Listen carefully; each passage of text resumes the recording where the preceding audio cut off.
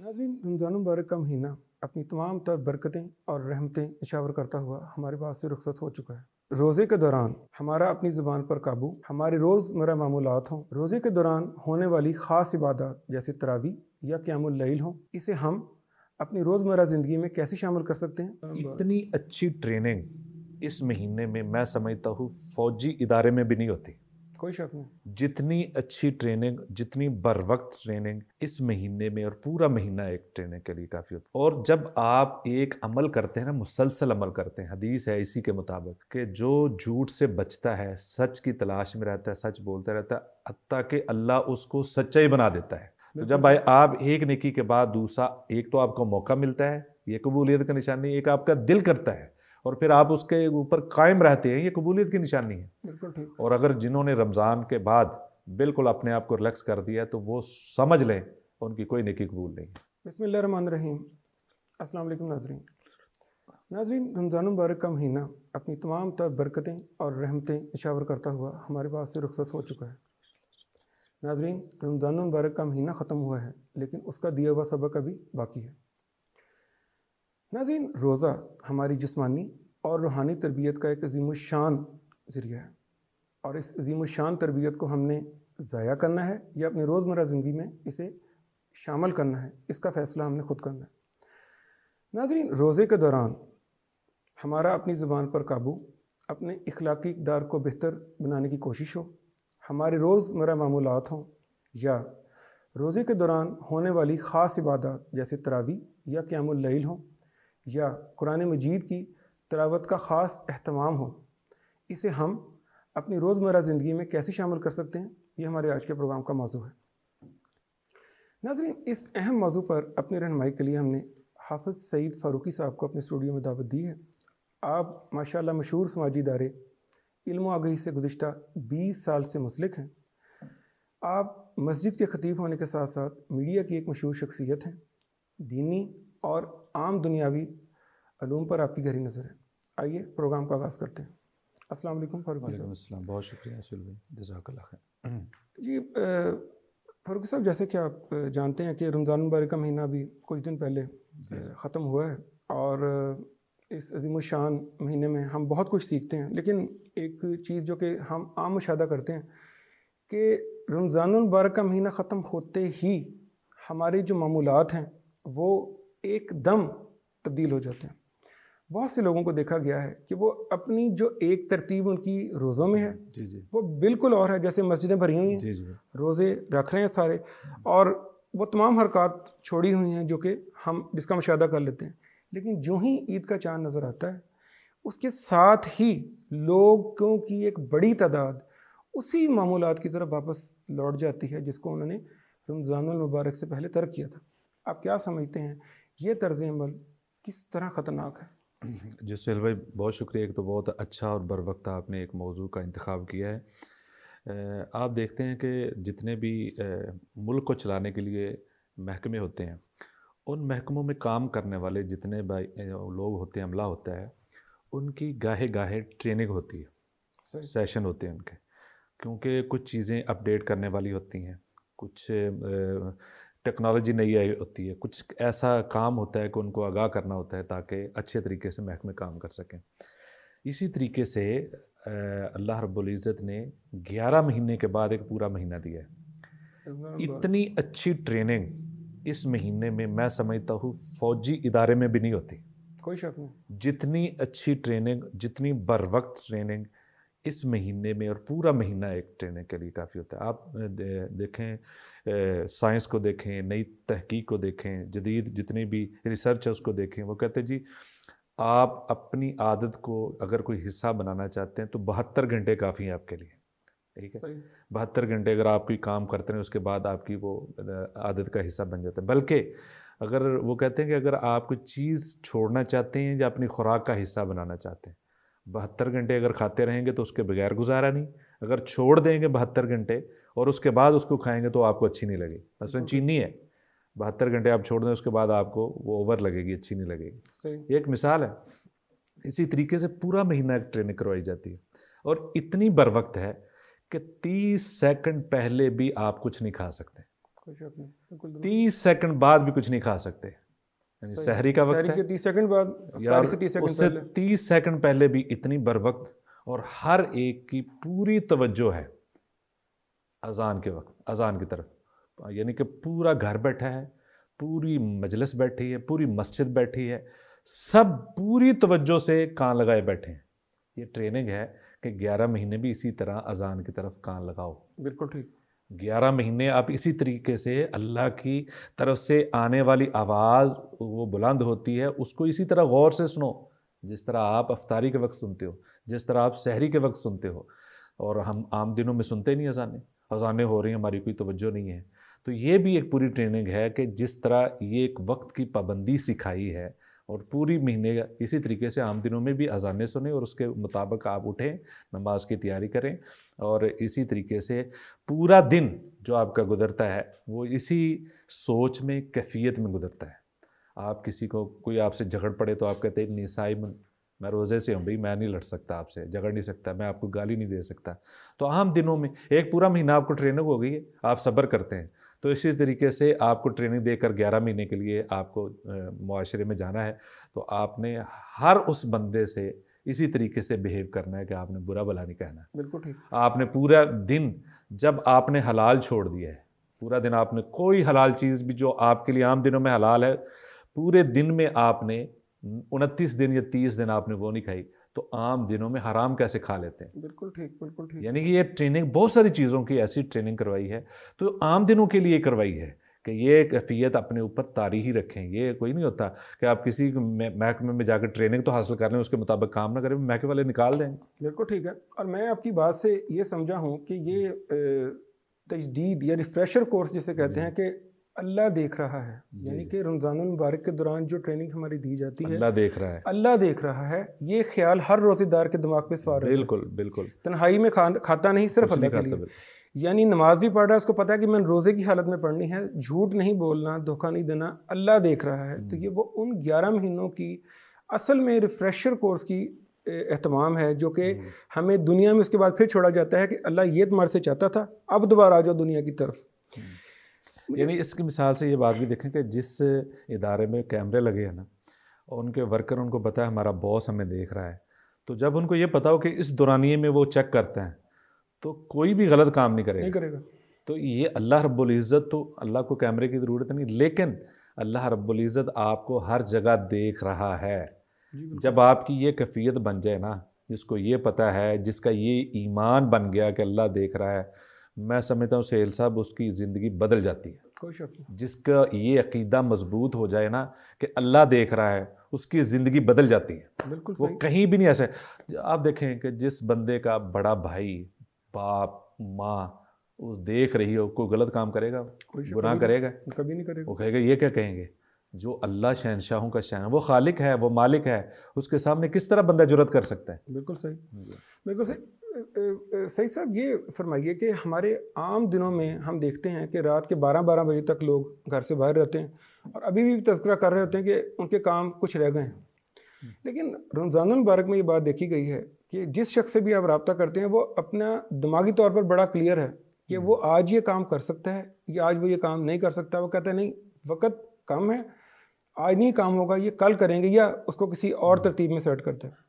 آپ کیا سمجھتے ہیں کہ جس طرح ہم روزوں کے اندر اپنے کاموں کو ایک جگہ اکٹھا کر لیتے ہیں اور دماغی طور پر بالکل واضح ہو جاتے ہیں کہ آج کے دن میں یہ کام ہو سکتے ہیں، کیا جو ہمارے 11 مہینے کے معمولات ہیں، اس طرح ہم ان میں بھی بہت سا وقت جو ہم صرف سستی کی وجہ سے ضائع کر دیتے ہیں، اس وجہ سے کہ ہمارے اوپر کوئی وہ چیز لازم نہیں ہے، کیا اس معمول کو اگر ہم 11 مہینوں میں شامل کر لیں تو کیا آپ سمجھتے ہیں ہمارے وقت کے استعمال میں بہتری آ سکتی ہے؟ دیکھیں، یہ پورے ماحول کی بات ہے سہیل صاحب۔ جس طرح کہ آپ ٹائم مینجمنٹ بھی رمضان سکھاتا ہے، یعنی عام روٹین میں اسلام ٹائم مینجمنٹ ہی سکھاتا ہے۔ 5 نمازیں ٹائم مینجمنٹ ہے، سورج کا، چاند کا نکلنا، اور یہ دیکھیں رمضان ایک ٹائم پہ شروع ہوتا ہے، ایک ٹائم پہ ختم ہو جاتا ہے، ایک ٹائم پہ افطاری ہے، ایک ٹائم پہ سحری ہے، یہ اور نمازوں کے اوقات یہ سارے، اور اسی طرح حج کے، زکوٰۃ، یہ ساری ٹائم مینجمنٹ ہے۔ بالکل صحیح۔ لیکن رمضان زیادہ جو ہے ٹائم مینجمنٹ سکھاتا ہے، اور اس میں یہ ہے کہ ایک تو یہ ہے کہ ہمارے ملک میں جو بڑا مسئلہ ہے کہ رات کو جاگتے رہنا ہے۔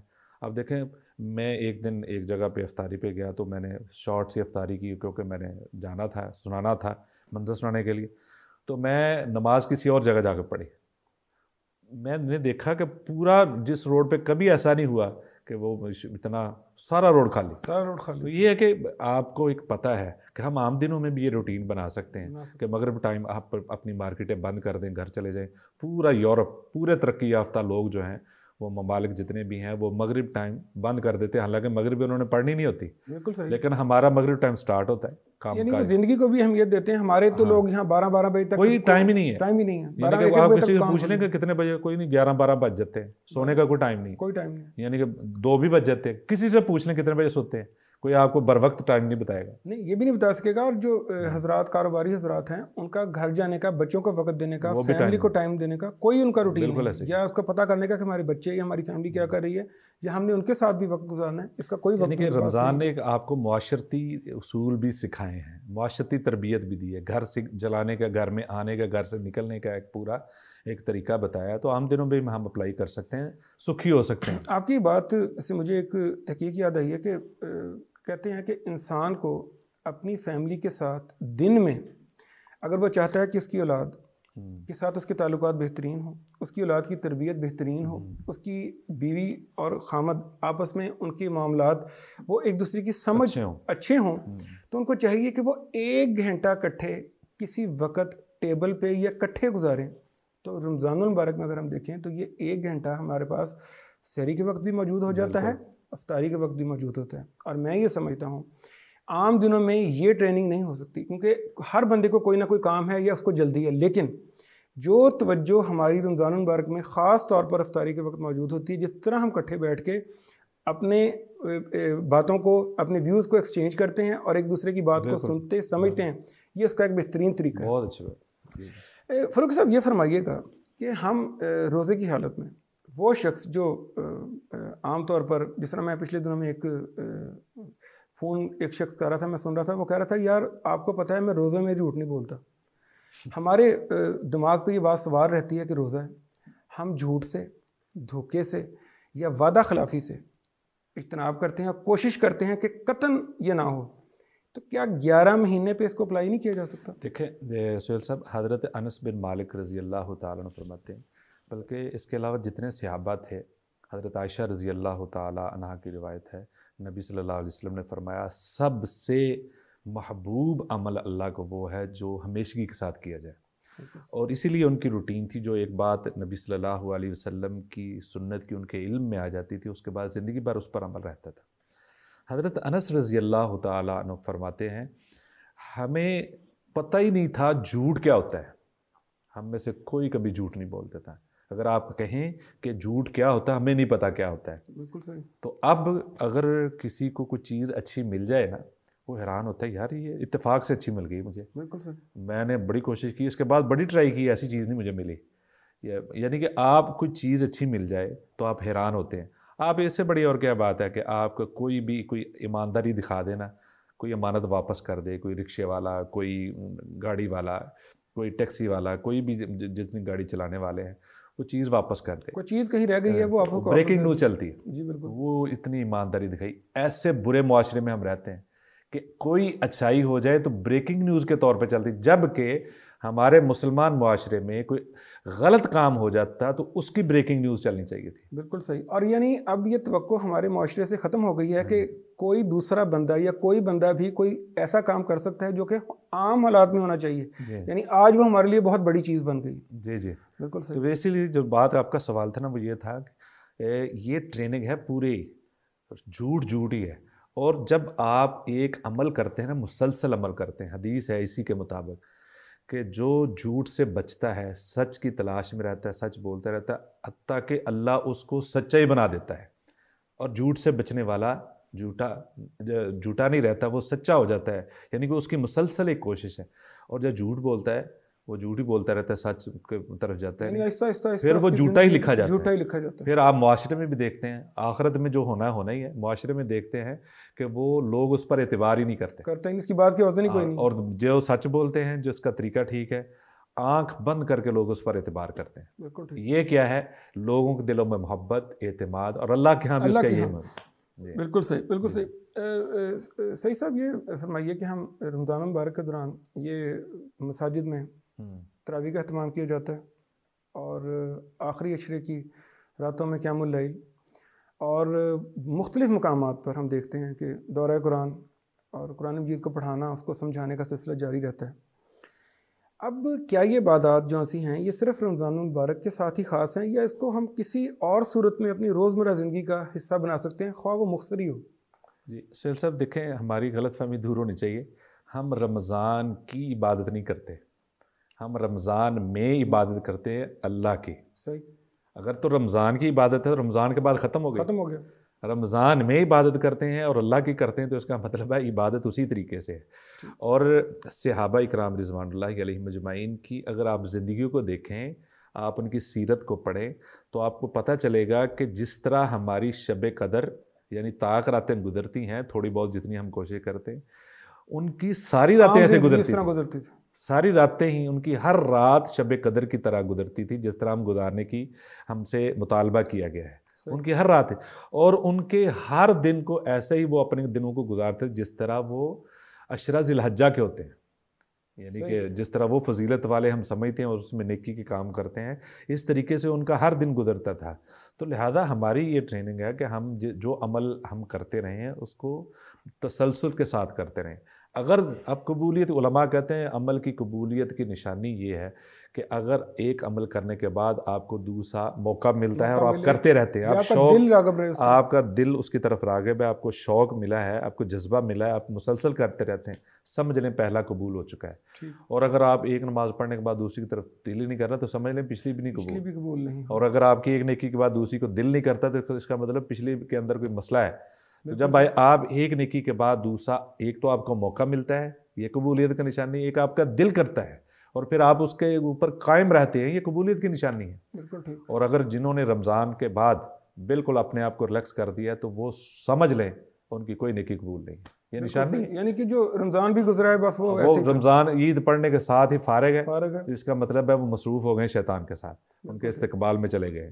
اور جو رمضان کے بعد انہوں نے روٹین نہیں بدلی، کوشش ہے ان کی، ظاہر ہے کہ مصروفیات الگ سے ہوتی ہیں، رمضان میں بندہ مصروفیات کلوز کرتا ہے، لیکن کوشش جاری ہے، سمجھ لیں کہ ان کی نیکیاں قبول ہیں۔ بالکل درست۔